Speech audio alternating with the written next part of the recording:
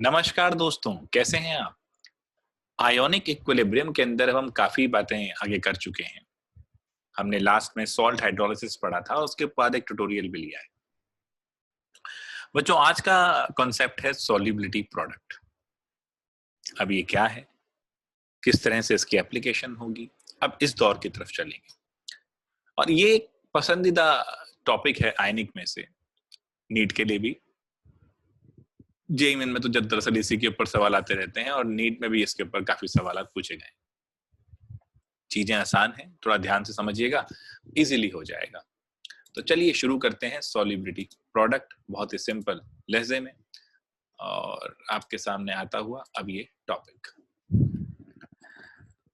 बच्चों, कुछ सॉल्ट होते हैं जो बढ़िया तरीके से डिसॉल्व होते हैं, जिनके बारे में हमने अभी सॉल्ट हाइड्रोलिसिस के बारे में बात करी थी। अब कुछ सॉल्ट होते हैं जो बहुत ही कम सोल्यूबल होते हैं, उन्हें कहते हैं स्पायरिंगली सोल्यूबल सॉल्ट। दरअसल अगर हम इस धरती की संरचना को देखें तो हम कहते हैं कि ये पेड़ वेड़ जो ये पहाड़ हैं बड़े बड़े, ये पानी में इनका जो सॉल्युबल होने का तरीका है वो बहुत ही कम है। ये बहुत कम सॉल्युबल होते हैं हजारों सालों में उनके बीच में से नदियां रास्ता निकाल लेती हैं, लेकिन इसका मतलब सॉल्युबिलिटी बहुत कम है, स्पारिंगली सॉल्युबल है। भाई जैसे अब सिल्वर क्लोराइड की अगर बात ले ली जाए तो ये स्पारिंगली सॉल्युबल सॉल्ट है। तो अब ये जब मैंने पानी में डिसॉल्व किया तो बहुत ही कम प्रोपोर्शन में इसके आयन निकले। तो ये रहा डिसॉल्व्ड पार्ट, आयंस, और ये अनडिसॉल्व्ड।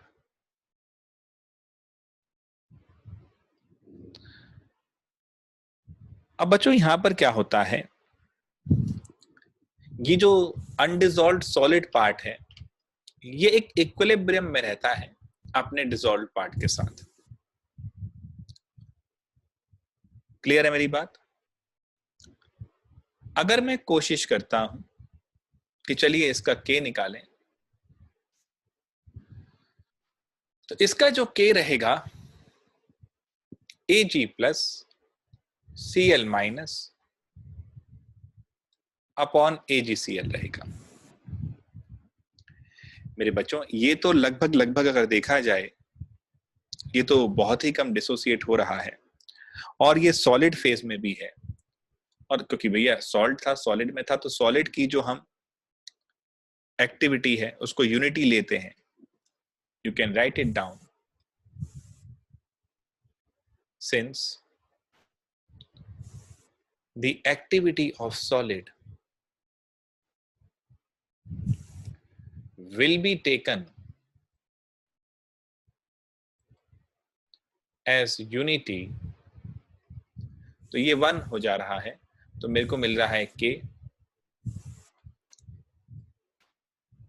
बच्चों याद करो, हमने q और k के रिलेशन को बिल्कुल स्टार्टिंग में पढ़ा था, और मैंने कहा था q ही बराबर होता है k के एट इक्विलिब्रियम। यहां पर क्योंकि ये प्रोडक्ट ऑफ द आयंस है तो इसे कहा जाता है आयोनिक प्रोडक्ट।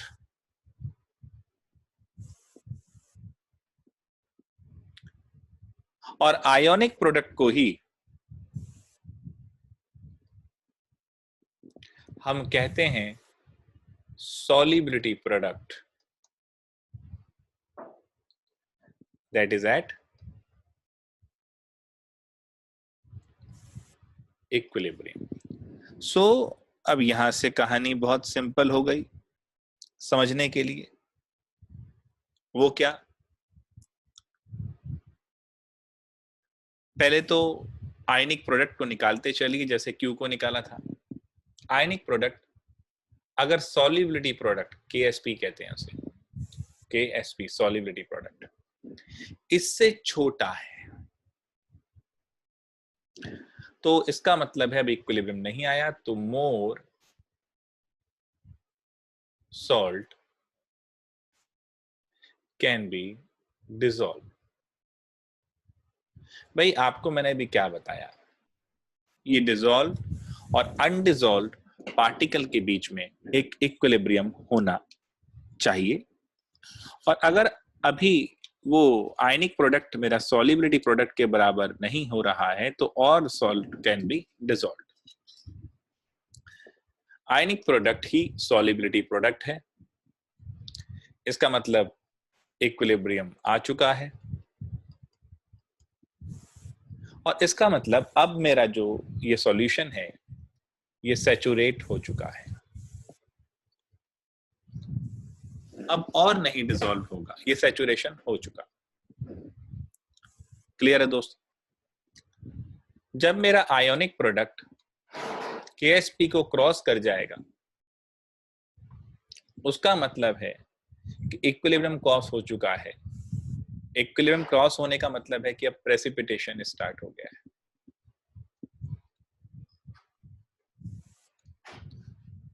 तो ये तीन चीज हाईलाइट कर रहे हैं जिसके थ्रू हम इस कहानी को आगे चलाएंगे। सॉल्युबिलिटी प्रोडक्ट की जो कहानी है ये इन तीन मुद्दों पे टिकी रहेगी। सोचने वाली बात यह है क्यों के जैसा ही इसमें मुद्दा चल रहा है। ठीक है बच्चों, कोई दिक्कत तो नहीं? तो आइए इस विषय में आगे और चलते हैं और समझते हैं कि क्या क्या हो सकता है, किस तरीके से इसको लिया जाएगा। तो जैसा मैंने देखा था अभी AgCl था, AgCl इक्विलिब्रियम में आया अपने डिसॉल्व्ड आयन और अनडिसॉल्व्ड सॉलिड स्टेट के अंदर। At T is equal to 0 ये कंप्लीट था, ये 0 था, ये 0 था। At T is equal to T 1 minus S, S वो हिस्सा है जो सॉल्युबल हो गया। अब 1 1 1 का रिलेशन है तो यहां भी S, यहां भी S। अब दोस्तों अगर मैं KSP निकालने चलूं तो वो Ag प्लस की कंसंट्रेशन और Cl माइनस की कंसंट्रेशन पे डिपेंड करेगा, यानी S स्क्वायर हो जाएगा। तो KSP is my S square. बच्चों अब ये S क्या था? ये इन आयंस की सॉल्युबिलिटी है। देखो सॉल्युबिलिटी होती क्या है? The maximum amount of a substance that can be dissolve in a particular amount और वॉल्यूम ऑफ सॉल्यूशन और सॉल्वेंट। कितना मैक्सिमम अमाउंट डिसॉल्व हो सकता है उसी को उसकी सॉल्युबिलिटी कहा जाता है। तो ये KSP और सॉल्युबिलिटी का रिलेशन आ गया, और यही सबसे इंपॉर्टेंट चीज है। क्यों भैया? मेरे ये स्पारिंगली सॉल्युबल सॉल्ट की बात चल रही है।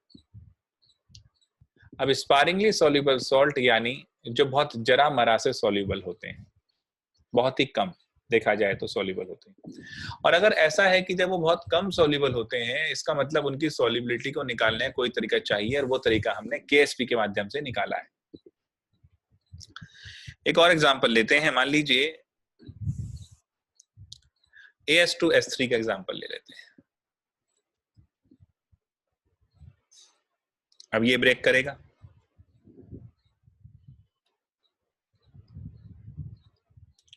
AS, ठीक है जी। कोई परेशानी बालक किसी को? अब इसका जब मैं निकालने की कोशिश करूंगा KSP तो क्या आता है भाई? 1 minus S, 2S, 3S, 2S का स्क्वायर, 3S का क्यूब, ये KSP का सॉल्युबिलिटी से रिलेशन होगा। ठीक है, तो इस पे लगातार वो कई सवालात पूछता है। सो यही है हमारा सॉल्युबिलिटी और KSP का रिलेशन। ध्यान रखिएगा यहां पर मोलर सॉल्युबिलिटी की बात हुई है, क्योंकि ये मोल्स की टर्म में लिया गया है। आइए ये जो सारी गणना आपने करी है इसके ऊपर एक सवाल करते हैं।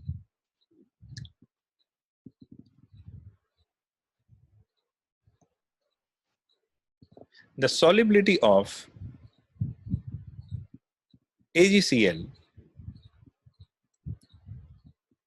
in water at 25 degree Celsius is 0.00179 gram per liter. What will be its KSP? सोचिए 2 मिनट.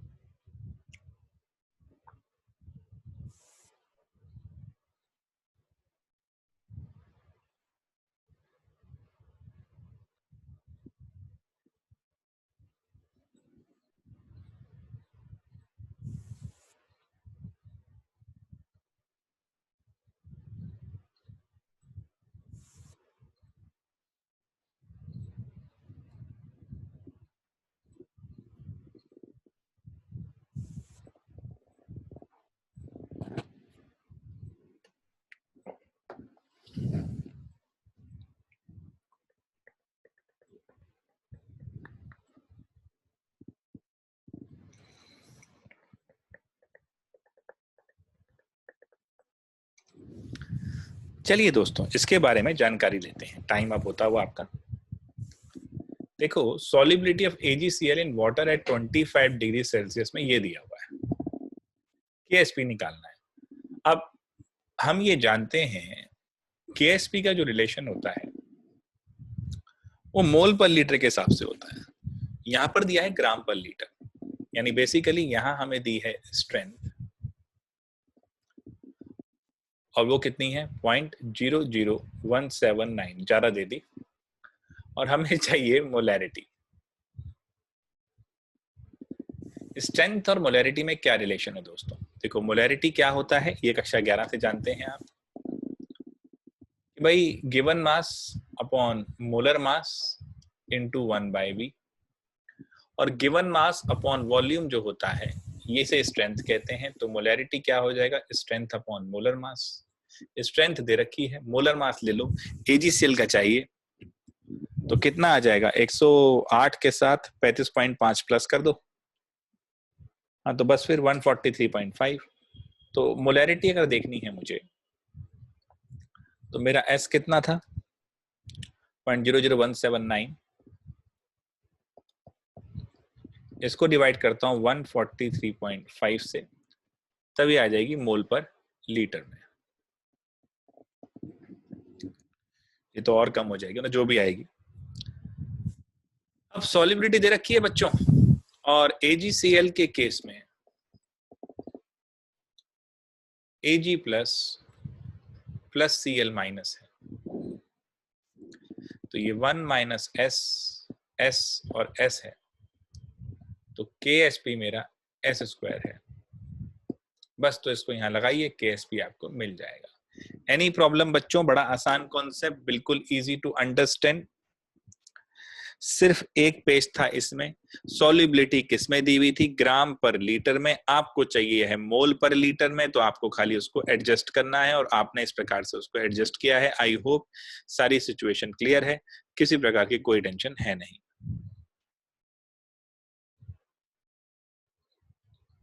ठीक है जी, आगे बढ़ सकते हैं।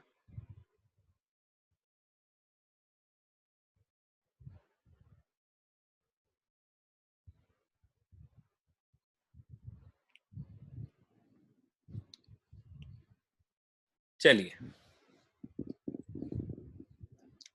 अगला सवाल। The solubility product of magnesium hydroxide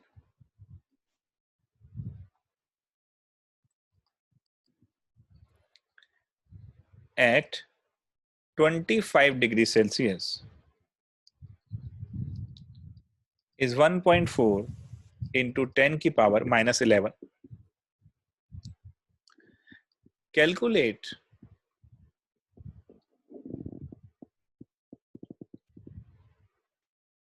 the solubility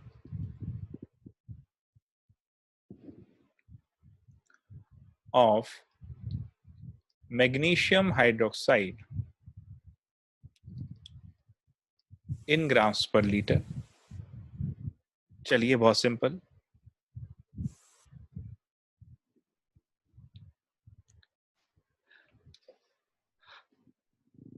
Hariom.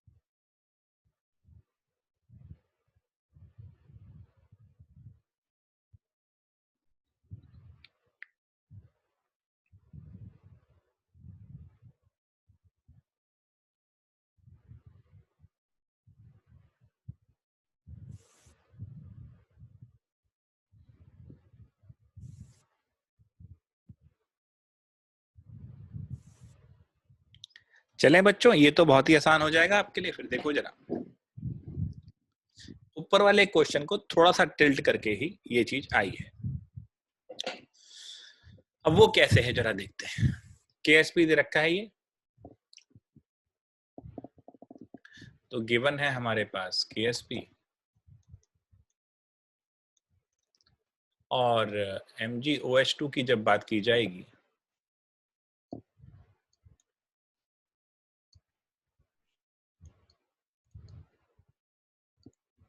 तो ये ऐसे जाएगा। तो मेरे भाई ये S तो ये 2S है, तो KSP क्या हो गया? S और 2S का स्क्वायर, तो ये क्या हो जाएगा? S और 4S का स्क्वायर, तो ये हो जाएगा बेटा 4S की क्यूब और यहां मिलेगा KSP। बस तो KSP दे रखा है, S मिल गया, KSP/4 का क्यूब रूट हमें S दे देगा। अब जब S दे देगा बच्चों, इसी S को जो हमें निकालना है, इसको क्योंकि अब हमें चाहिए किसमें, ग्राम पर लीटर में, और ये आया मोल पर लीटर में, मोलैरिटी आई है, स्ट्रेंथ चाहिए। तो अब की बार जो हमारा वैल्यू आएगा इसको मल्टीप्लाई कर देंगे MgOH2 के मोलर मास से। पहले डिवाइड किया था क्योंकि मैं ग्राम पर लीटर से मोल में जाना था, अब मल्टीप्लाई करेंगे कि मोल पर लीटर से ग्राम में जाना है। बस तो जो आंसर आएगा इसको हम 58 ग्राम से ग्राम पर मोल से चेंज कर देंगे। इजी हो गया ये सवाल भी। देखो चीजें कोई मुश्किल नहीं है, लेकिन हाँ थोड़ा बहुत कॉन्सेप्चुअली अपने ब्रेन को मूव कराना पड़ता है कि हमें इस तरह करना है, ये हमें सोचना है। चलिए तो आगे सवाल को लेते हैं, मतलब सवाल तो नहीं, अब आगे टॉपिक ले लेते हैं। चलिए ये क्लियर है। चलो अगला टॉपिक रहेगा बच्चों एप्लीकेशन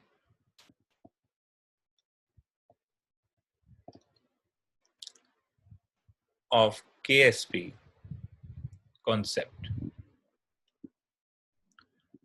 नंबर 1, जो मैंने आपको ऊपर ही बताया था कि जो स्पारिंगली सॉल्युबल सॉल्ट हैं, इनकी सॉल्युबिलिटी निकालने के लिए ये एक बहुत अत्यंत ही चमत्कारी तरीका है।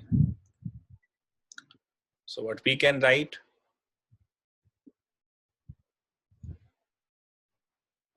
determination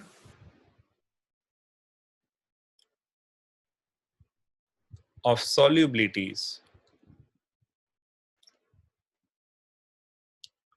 of sparingly soluble salts।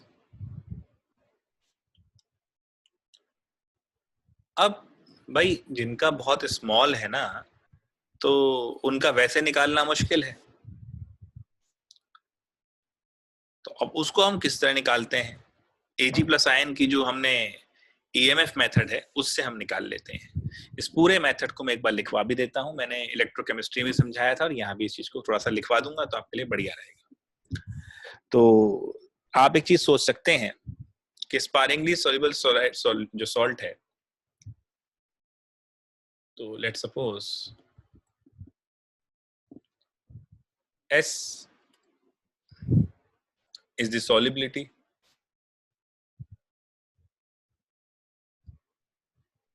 of AgCl। एक चीज ध्यान रखना, ये S के ले रहे हैं तो मोल पर लीटर के हिसाब से ही लेंगे, तो ये मोलैरिटी रखना है इसका यूनिट। अब कंसंट्रेशन बहुत कम रहेगी सॉल्युबल स्टेट में, डिसॉल्व्ड स्टेट में, तो दोनों ही की ले लेंगे SS, जैसे ऊपर हमने लिया था, इसकी भी S, इसकी भी S। तो बस अब ये तो पता लग गया कि जो सॉल्युबिलिटी है वो अंडर रूट KSP आएगी, क्योंकि S² हो जाएगा ना, KSP is equal to S²। तो अब KSP S² हो जाएगा, तो ये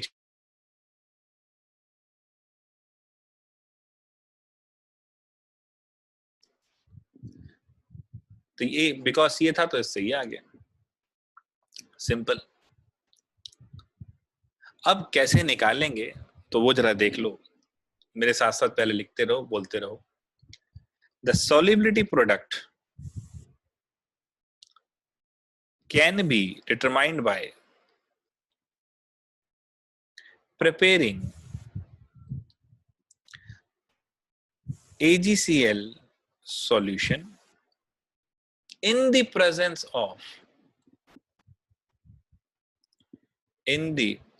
of KCl of known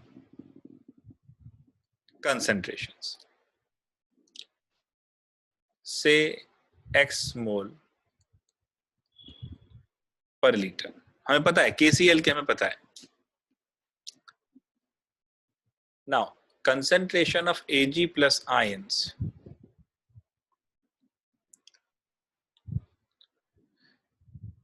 उसको हम निकालेंगे EMF मेथड से, can be find out by EMF method, electrochemistry हम यूज कर रहे थे। सपोज ये आ जाती है A moles per liter.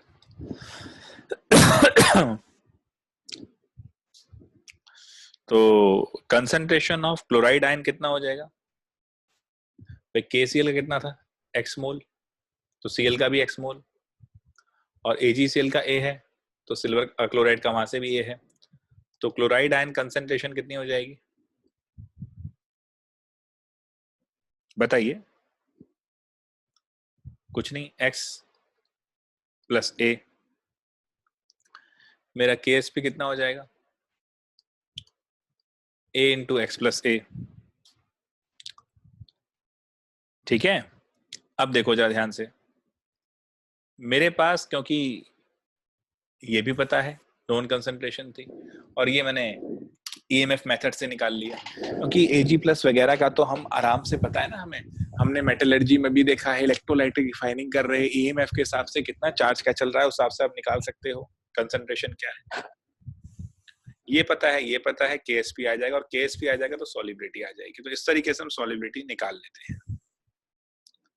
तो स्पारिंगली सॉल्युबल सॉल्ट को विद द हेल्प ऑफ ये इलेक्ट्रोकेमिस्ट्री ईएमएफ मेथड हम KSP निकाल लेते हैं, और KSP से ऐसा जाता है, जो कि नॉर्मल सिचुएशन में, क्योंकि ये बहुत कम सॉल्युबल हैं, तो इनको वैसे निकालना बड़ी टेढ़ी खीर है, मतलब वैसे नहीं निकाल सकते हैं, आपको आपने इस तरीके से ही निकालना है। सो आई होप बच्चों ये तरीका समझ में आ गया होगा, है ना? आसान था, कोई खास टेंशन नहीं थी। चलिए आगे बढ़ते हैं। इसके बाद सबसे इंपॉर्टेंट है, हमें ये देखना होता है कि कौन प्रेसिपिटेट बना लेगा और कौन नहीं बना पाएगा। आइए, तो कौन पहले निकल जाएगा? हेडिंग लगा लीजिए, प्रेडिक्टिंग प्रेसिपिटेशन रिएक्शन।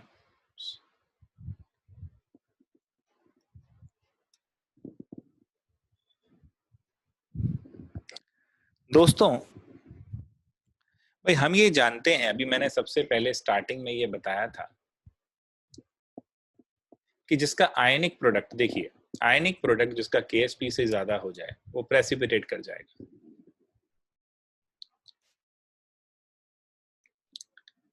ठीक है, अब आइए इसका एग्जांपल ले लेते हैं। तो प्रेसिपिटेशन कब होगा?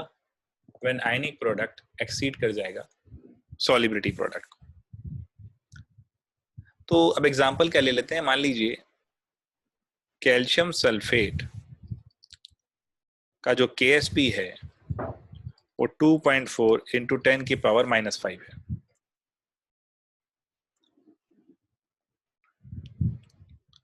ठीक है, अब अगर हमें लेट्स से कैल्शियम और सल्फेट के आयंस दे दिए जाएं और हमें उनका आयनिक प्रोडक्ट दे दिया जाए, फॉर एग्जांपल एग्जांपल ले रहे हैं हम बिल्कुल, इसमें हार्ड वाटर का एक सैंपल है, उस हार्ड वाटर के अंदर 0.01 मोल्स ऑफ कैल्शियम क्लोराइड है पर लीटर। अब हमें कैल्शियम सल्फेट को प्रेसिपिटेट करना है ना? हमारे पास दो सल्फ्यूरिक एसिड की कंसंट्रेशन है, सल्फ्यूरिक एसिड 1 है, मतलब H2SO4 डालेंगे इस कैल्शियम क्लोराइड में, उसकी कंसंट्रेशन है 0.01 मोलर, और फिर सॉल्यूशन B है H2SO4 का, उसकी है 0.02 मोलर।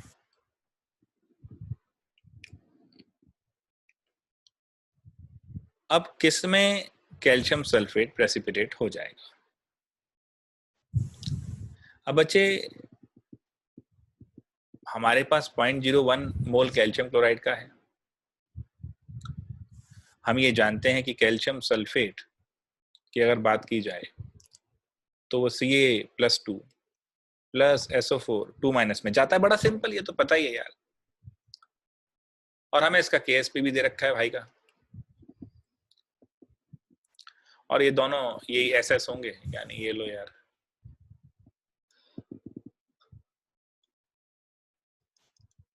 खत्म। अब Ca+2 कितना है, कंसंट्रेशन कितनी दी हुई है हमें इसकी, 0.01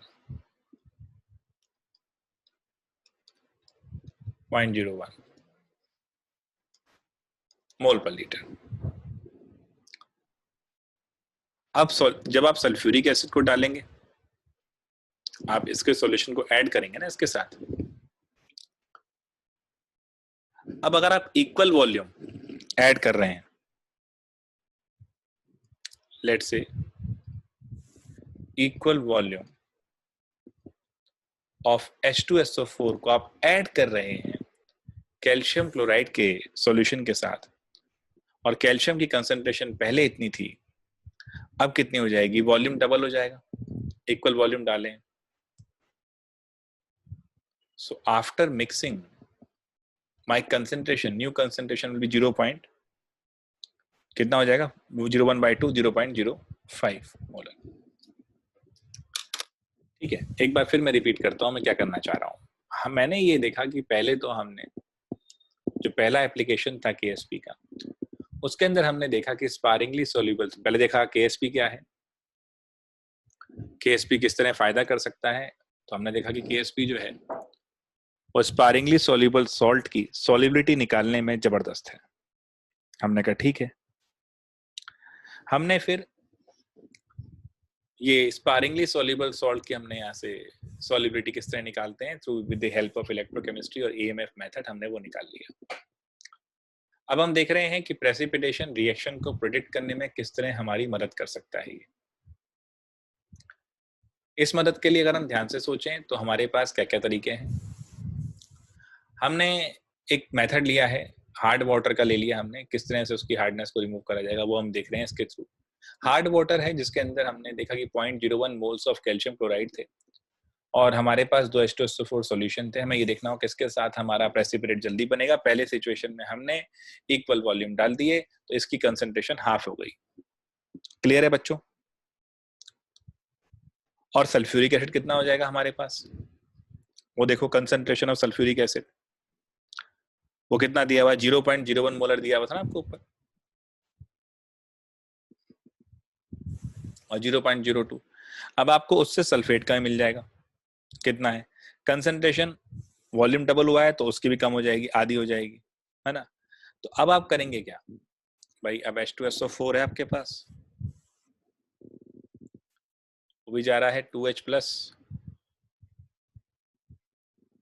सल्फेट में। तो अगर ये 0.01 मोलर है तो ये भी 0.01 ही आएगा, ये भी आधा हो जाएगा वॉल्यूम मिलाने पे, तो ये भी 0.05 हो जाएगा, 0.005 हो जाएगा ये। ठीक है, क्योंकि ऊपर वाला आपका क्या था, ध्यान से देखिए, मैंने आपको CaCl2 दिया था 0.01, ये भी 0.01 है, तो इसका मतलब 0.005 कैल्शियम सल्फेट वाले में, और 0.005 H2SO4 से आ गया, दोनों मल्टीप्लाई कर दिए।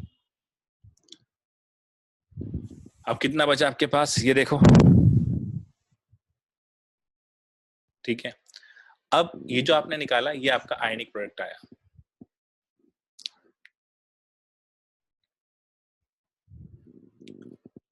अब ये आयनिक प्रोडक्ट आया, अब जो KSP से अगर ज्यादा होगा, ये नहीं लग रहा मुझे, क्योंकि अगर देखो ध्यान से तो 5 × 10 की -3, 5 × 10 की -3, तो 25 × 10 की पावर -6 हुआ, तो 2.5 × 10 की पावर -5 हुआ, वो कितना था 2.4 × 10 की पावर -5। ठीक है, तो ज्यादा हो गया इस केस में। अगर ये ज्यादा हो गया इस केस में तो बहुत मजा आ गया फिर तो। क्यों मजा आ गया भाई? भाई अगर ज्यादा हो गया है इस केस के अंदर तो इसका मतलब आयनिक प्रोडक्ट सॉल्युबिलिटी प्रोडक्ट से ज्यादा हो गया, तो अब ये प्रेसिपिटेट कर जाएगा। तो यहां हम समझ गए कि व्हेन आयनिक प्रोडक्ट ज्यादा होता है सॉल्युबिलिटी प्रोडक्ट से तब प्रेसिपिटेशन हो जाता है, बराबर होता है तो सैचुरेशन है, और अगर कम है तो अभी और डिसॉल्व हो जाएगा। चलिए फिर एक सवाल और करिए, देखते हैं जरा कि 25 ml और 4 × 10 की power -5 molar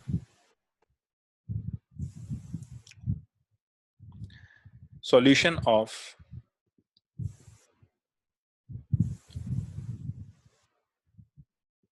barium nitrate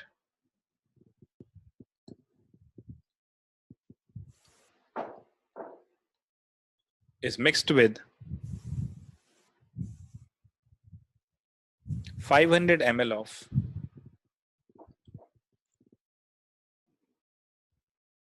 5 into 10 की power -5 molar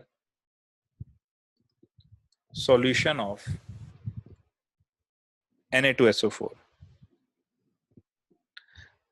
अब आपको बताना है कि क्या प्रेसिपिटेट बनेगा बेसो4 का।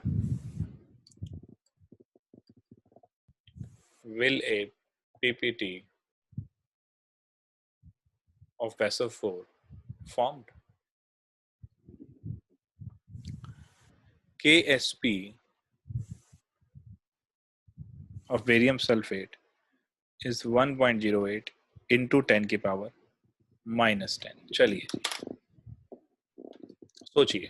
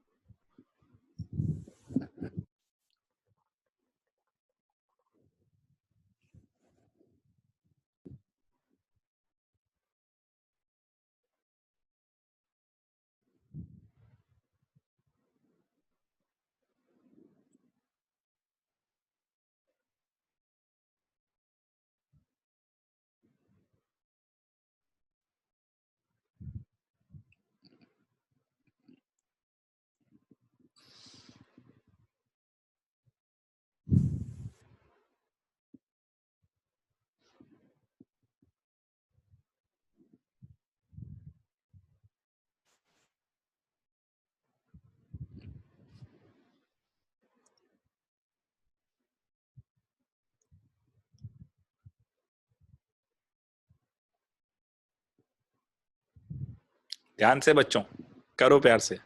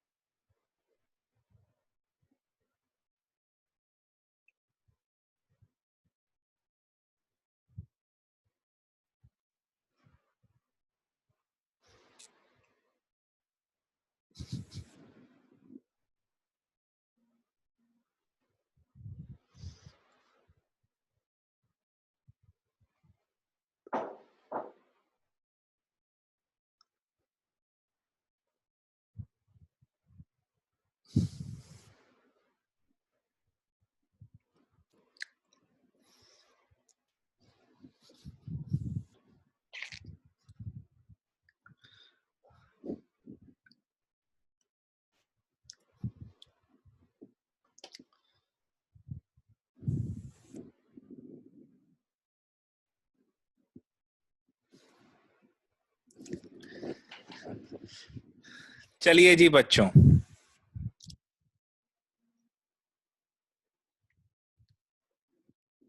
करना क्या है, आयनिक प्रोडक्ट निकालना है बस। इस तरह के सवालों में ज्यादातर बच्चे जो गलती करते हैं वो टोटल वॉल्यूम को लेके परेशान होते हैं। तो 25 ml इसका था, 500 इसका था, तो सबसे पहले टोटल वॉल्यूम जरूर देख लेना। तो 525 हो गया। बस अब क्या है, मोलैरिटी दे रखी है सारी। अब दोनों के दोनों बेनो3 और बेसो4 जो हैं, वो दोनों के दोनों क्या हैं, बेसो4 तो बनाना है तो वीक है। अच्छा, बेनो3 और सोडियम सल्फेट दोनों ही स्ट्रांग हैं, तो कंप्लीटली डिसोसिएट हो जाएंगे। सो बेनो3 का 2 एंड NaSO4 Na2SO4 दोनों ही स्ट्रांग है, तो बस धूम मचा दो इनकी। Ba+2 कितना हो जाएगा, कितना दे रखा उसका ऊपर, 4 × 10⁵, तो ये हो जाएगा 4 × 10⁻⁻5।